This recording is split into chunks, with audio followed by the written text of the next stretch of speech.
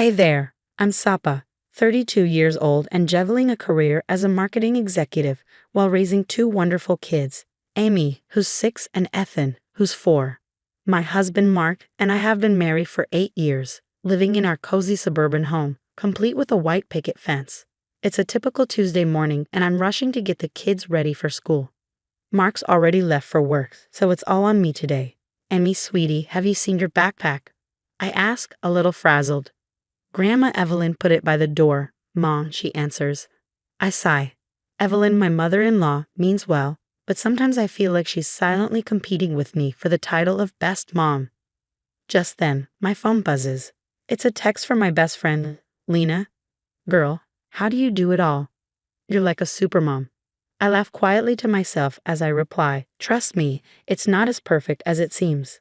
With that, I hustle the kids into the car and head off to school. Later at work, I'm deeply immersed in developing a new marketing campaign when my coworker, Jake, appears at my cubicle. Hey Sapa, got a minute? I could use your input on this proposal. Jake's new to the team, but he's quickly become someone I can rely on.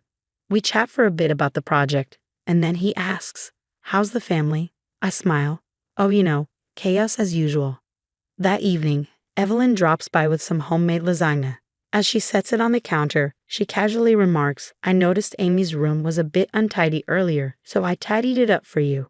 I feel a wave of annoyance but manage to smile. Thanks, Evelyn. You really didn't have to. Oh, it's no trouble, she replies with a sweet tone that has an edge to it. I know how busy you are with work and everything. After she leaves, Mark comes home. He gives me a quick peck on the cheek and asks, Mom stopped by. Yeah, she brought dinner. I say, that was nice of her. Maybe we should ask her to watch the kids more often so you can get a break, he suggests. I tense up. I can handle it, Mark.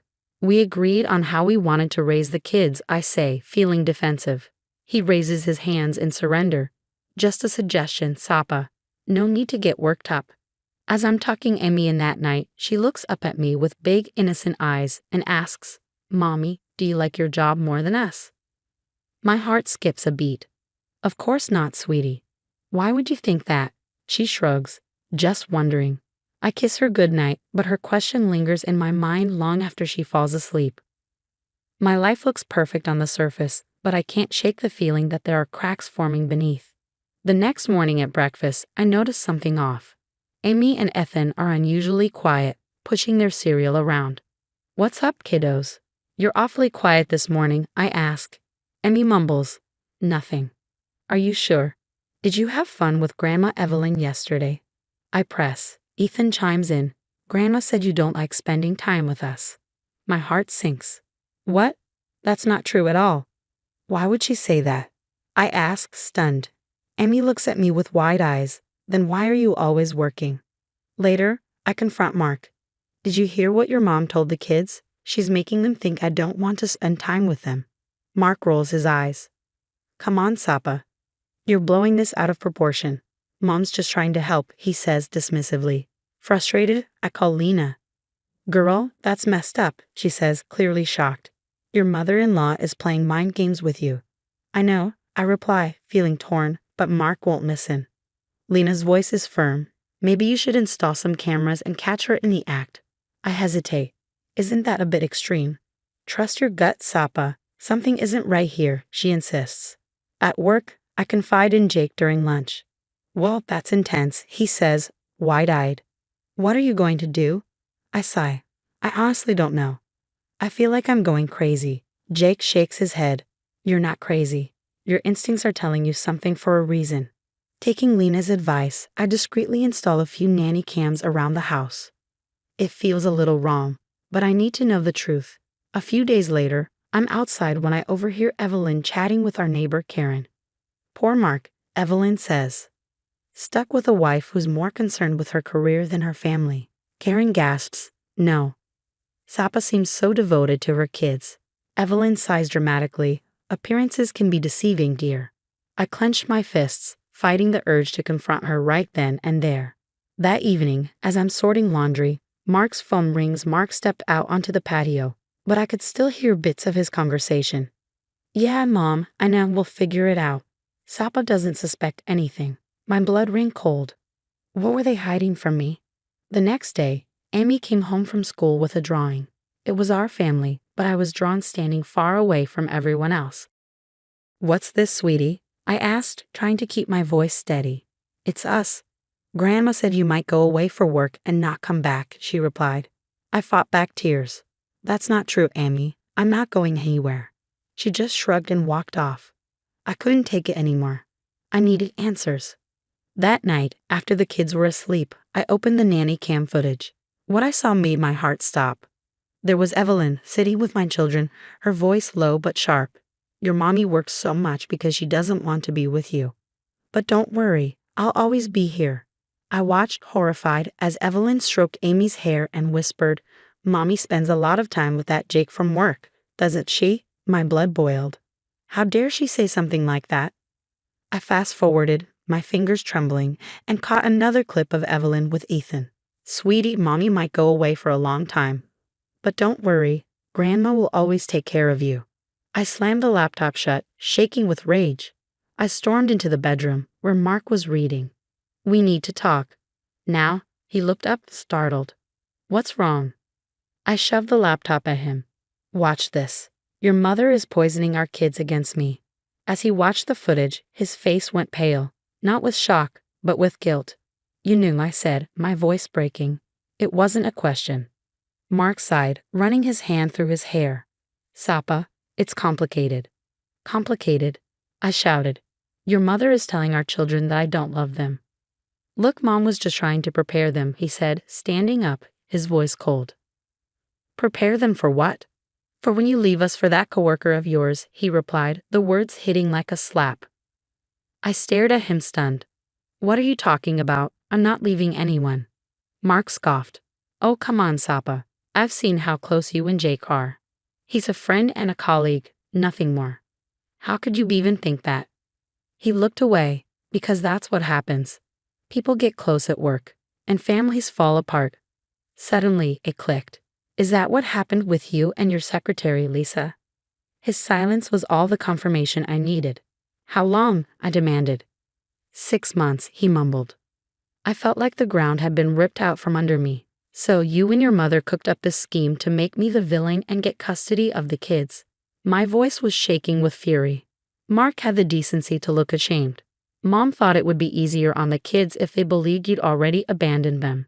"Easier?" I spat. "You're destroying their trust in me. You're ruining their sense of security." I was shaking with anger. "I can't believe you let this happen." "I didn't mean for it to go this far," Mark said, reaching for me. I backed away. "Don't touch me. I can't even look at you right now."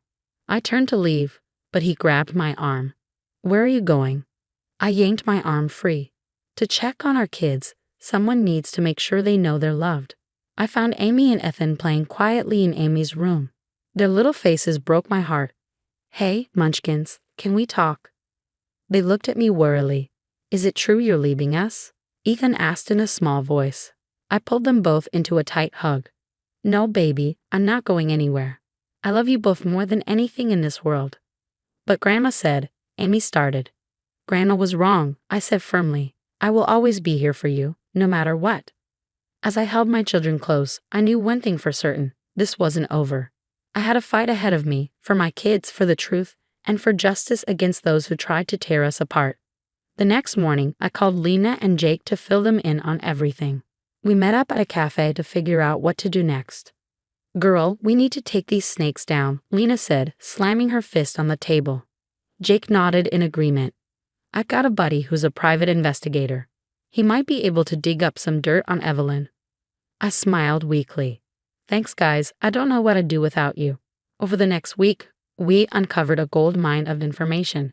Evelyn had a long history of meddling in Mark's relationships, driving away any girlfriends she didn't approve of. She'd even sabotaged his college romance by spreading rumors that the girl had cheated. Armed with this, I met with a lawyer, Sarah, who reviewed everything we had gathered.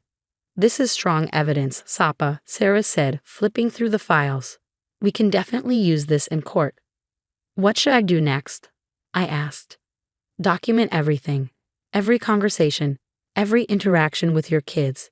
We're building a case," she replied. I nodded, determined. "I'm ready."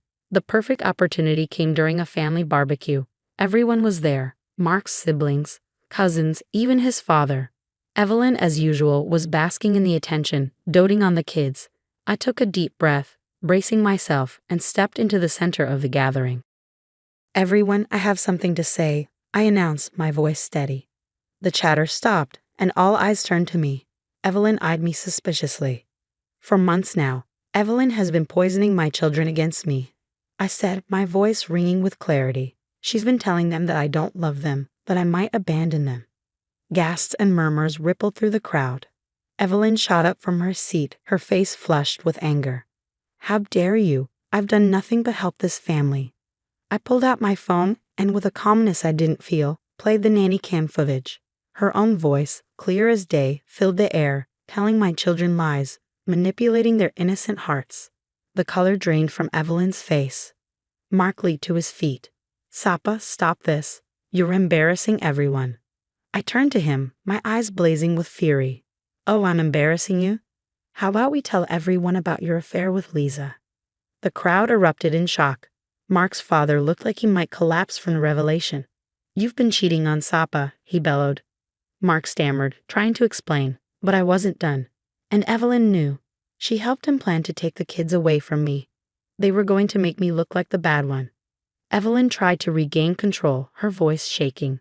"Now everyone, let's calm down. I'm sure we can work this out as a family." Mark's sister stood up, her voice cutting through the chaos. "Work what out? The fact that you've been manipulating everyone for years? I always knew something wasn't right with you." The gathering exploded into chaos. Mark and Evelyn tried to defend themselves, but the evidence was undeniable. One by one, family members came to me, offering support and apologizing for ever doubting me. In the weeks that followed, everything changed. I filed for divorce and fought for full custody. The nanny cam footage was damning in court. Mark lost his job when his company found out about the affair with Lisa. Evelyn's reputation in the community was shattered. A year later, I sat in my new apartment watching Amy and Ethan play. We had been through therapy together, rebuilding trust and understanding after everything that had happened. My phone buzzed. It was Mark, begging once again to see the kids. "No, Mark," I said, my voice steady. "The court order is clear, supervised visits only." I hung up the phone just as Lena and Jake arrived for our weekly dinner. "How are you holding up, champ?" Jake asked, giving me a warm hug. I smiled, truly happy for the first time in ages. "We're doing great. The kids are adjusting well, and I just got promoted at work." Lena raised her glass. "To new beginnings and kicking toxic people to the curb." We clinked glasses, laughing. As I looked around at my true family, my children and my loyal friends, I knew that we were going to be okay. We were stronger now, wiser, and free from the manipulation that had almost torn us apart. The road ahead was bright, and we were ready to face it together. The story of Sapa's journey through betrayal and triumph has come to an end. Now, here's a question for you. If you were in Sapa's shoes, could you ever forgive Mark and Evelyn for their manipulation? Or do you believe some actions are truly unforgivable? Share your thoughts in the comments below. Your perspective could help someone going through a similar situation. If this story resonated with you, don't forget to hit the like button and subscribe to the channel for more compelling real-life dramas. Your support helps us bring these important stories to light. Thanks for watching, and remember, you're stronger than you know.